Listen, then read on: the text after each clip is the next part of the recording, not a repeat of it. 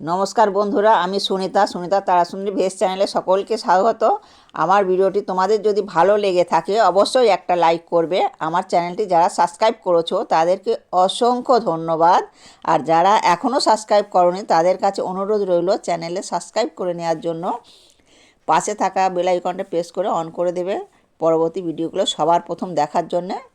তো আর আমি কিভাবে রসমালাইটা করছি তোমরা বন্ধুরা প্রথম থেকে শেষ পর্যন্ত ভিডিওটা দেখতে থাকো, তাহলে বুঝতে পারবে যে আমি কিভাবে করছি।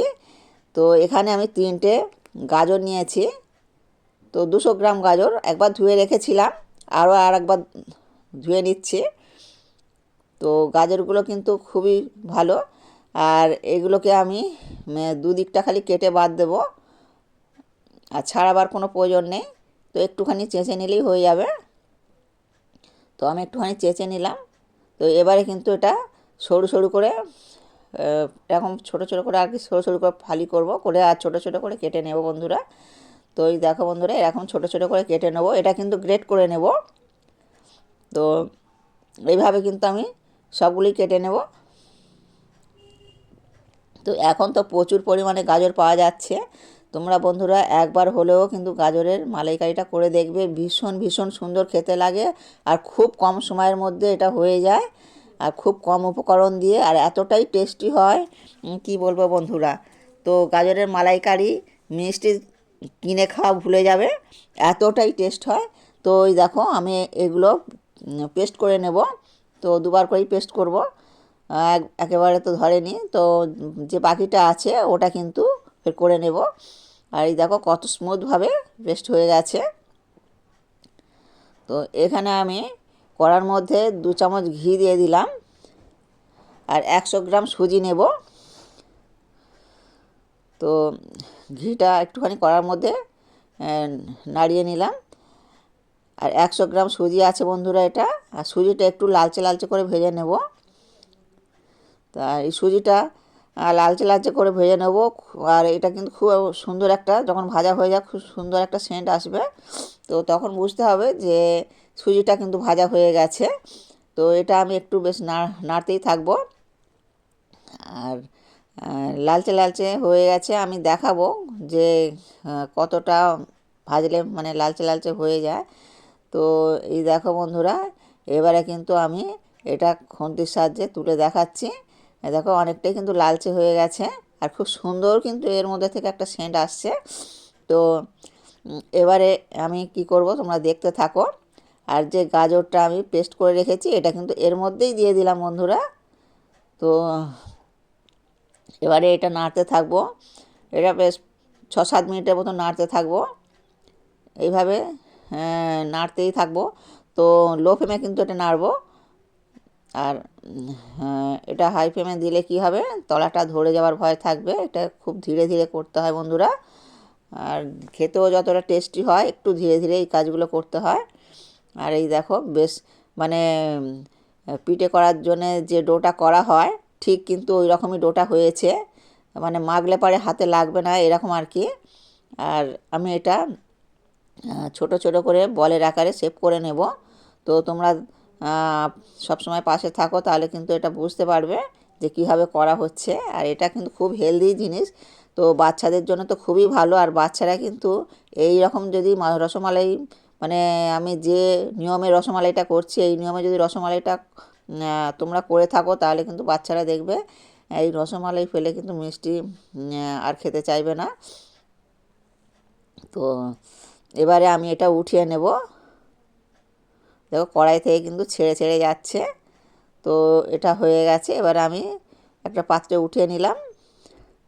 তো উঠিয়ে নিয়ে এটা কিন্তু ভালো করে মেখে নেব, আর ভালো করে মানে যেমন মাখা হয় আর কি, আটা মাখা হয় ওইভাবে মেখে নেব। আর এই কড়ার মধ্যেই আমি 500 গ্রাম দুধ দিয়ে দিচ্ছি।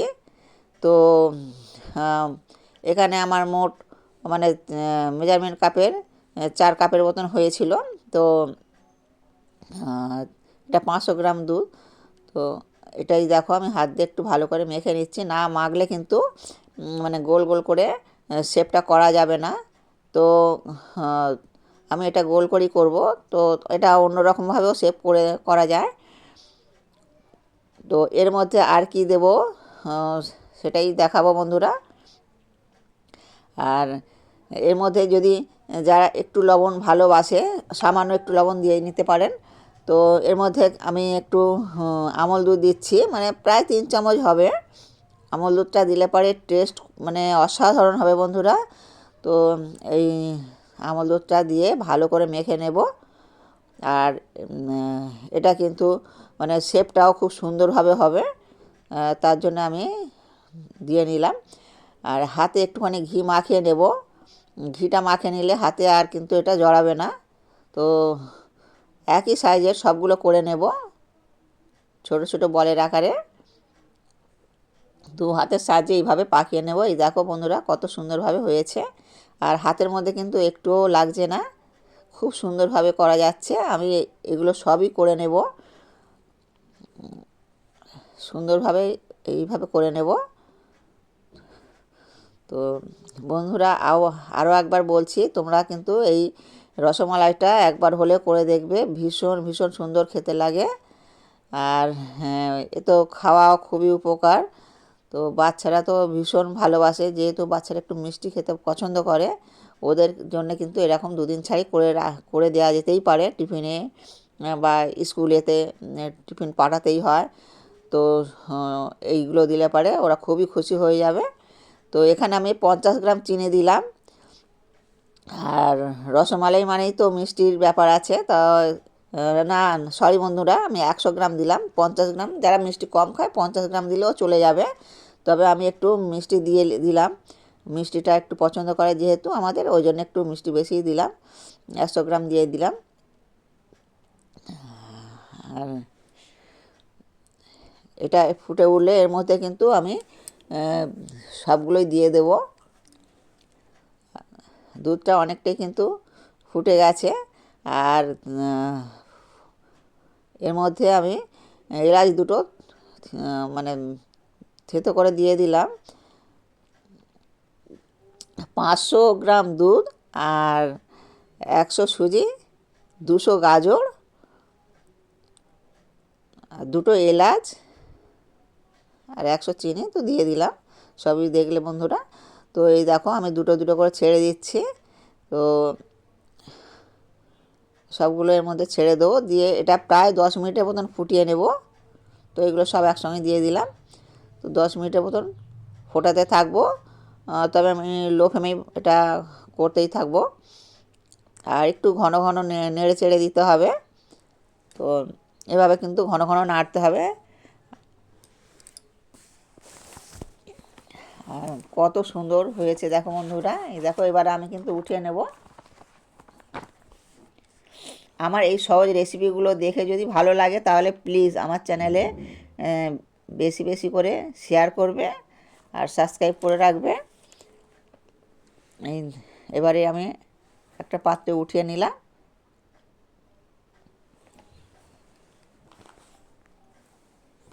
আর এই ঠান্ডাতে বন্ধুরা ভালো থাকবে, সুস্থ থাকবে, সাবধানে থাকবে। আর এতক্ষণ আমার সঙ্গে থাকার জন্য সকলকে অসংখ্য ধন্যবাদ। আর একটা আমি কেটে দেখাচ্ছি বন্ধুরা,